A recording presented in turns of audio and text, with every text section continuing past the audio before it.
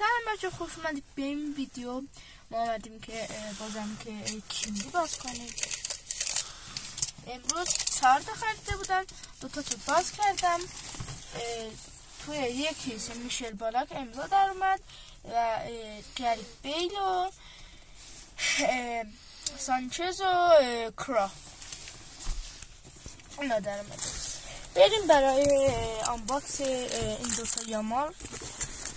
خدا کنه دوباره شانسی در نیاد.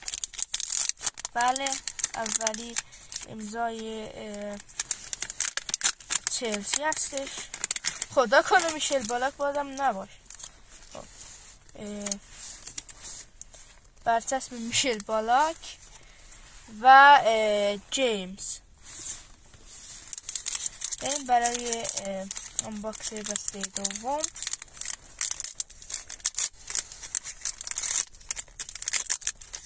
کارتنزای بارسلونا هست. حتما رونالدینیو. بله رونالدینیو هستش. امیدوارم از این بسته ها خوشتون بیاد.